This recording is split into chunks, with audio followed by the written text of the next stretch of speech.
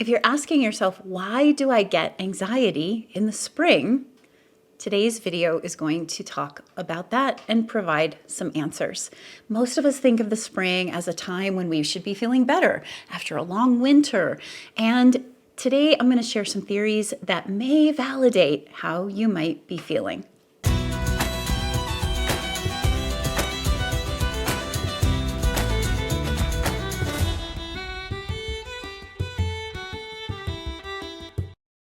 Welcome, I'm Kim Marie, and this channel is about supporting women to become their most empowered self so they can live their most fulfilling life. Yes, you can get anxiety in the spring, and today we're going to take a look at why we normally don't think about spring as a time for anxiety, why it can be, what that anxiety might look like, when you can expect it to subside, and most importantly, what you can do about it in the meantime. So why don't we typically think of spring as a time for anxiety? Well, most of us are thinking of spring as a time when light and life return. Most of the time, what's known as seasonal affective disorder is associated with a lack of light, with a lack of the sun and the long, dark winters. So we don't tend to associate spring, which comes with the return of the light. It comes with the beginning of moving toward longer days. We don't tend to associate spring in that way. And so you might be feeling rather invalidated if you are feeling anxiety in the spring. But I'm going to talk to you about why it actually can be very anxiety inducing. So what makes us feel anxious in the spring? First of all, the spring can bring with it a lot of uncertainty and a lot of restlessness. I always say that we are not part of nature, we are nature. And when we look at the spring from the earliest moments, which really begin more in early February, we have this concept of the seed beneath the soil, right? The seed beneath the soil seeking to break open, come undone, it's quickening, but it doesn't see the light of day yet.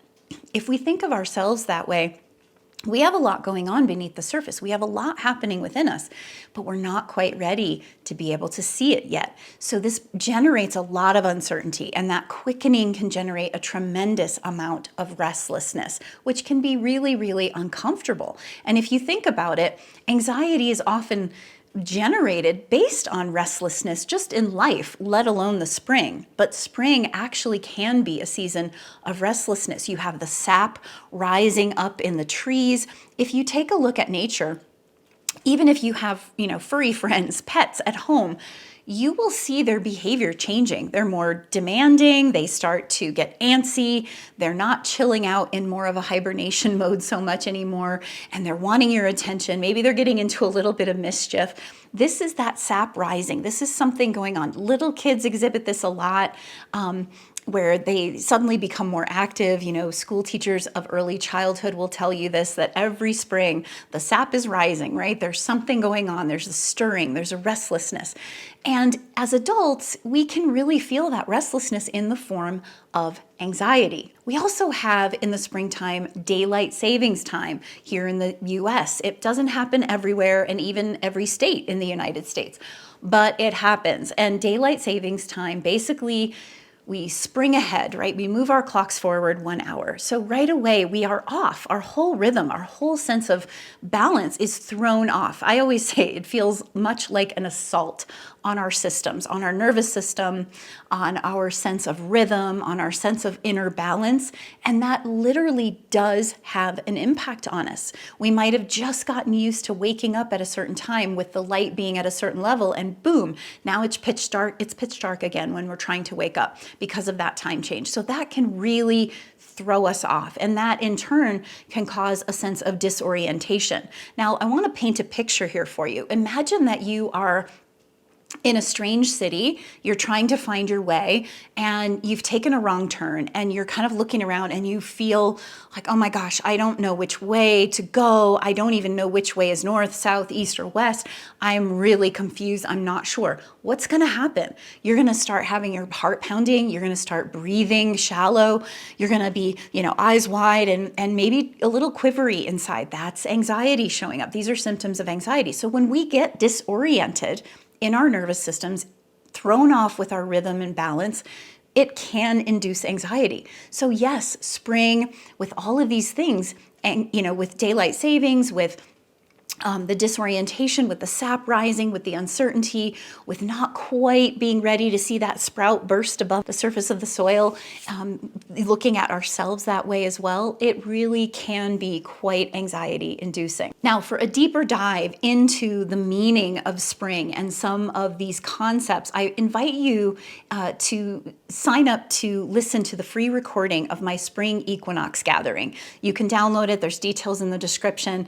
It really goes into some of these concepts and what can throw us off, what the meaning of spring is, and how that can impact us far more than you might think. And I'd love to have you share in the comments with me.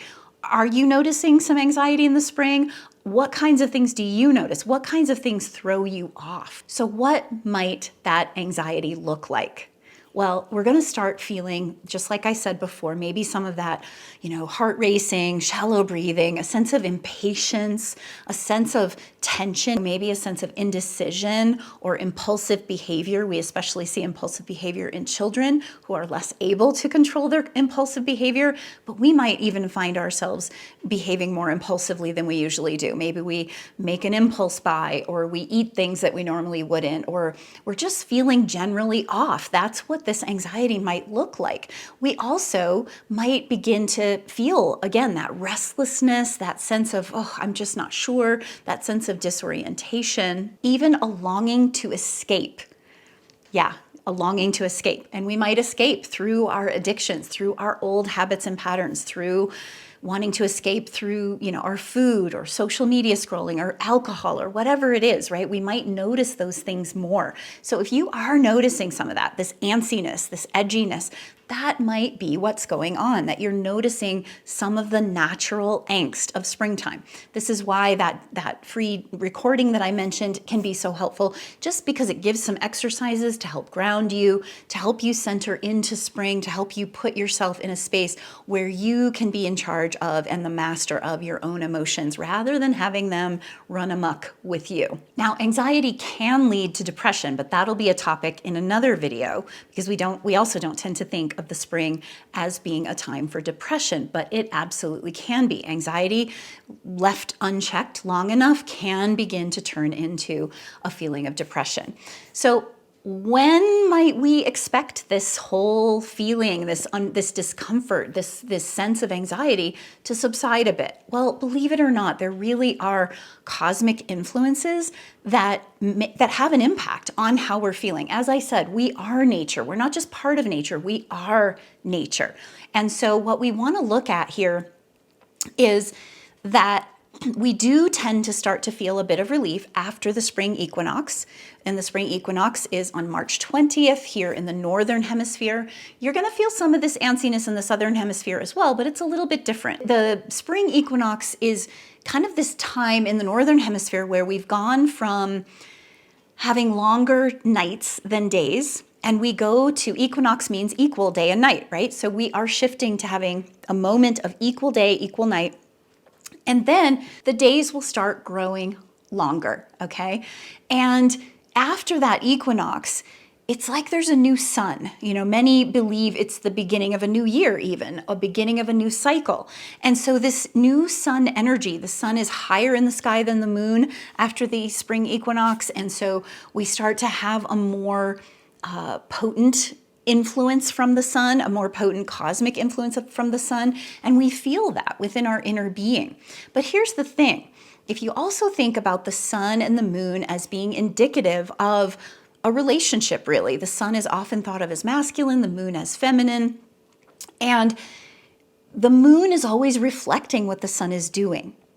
And so really when we fully feel some of the relief from this is after the first full moon after the equinox. I know that may sound strange, but trust me, if you start paying attention to this, you're gonna notice that your anxiety and the tension and that discomfort or restlessness truly starts to subside with the equinox, and it will subside even further after the first full moon after the equinox.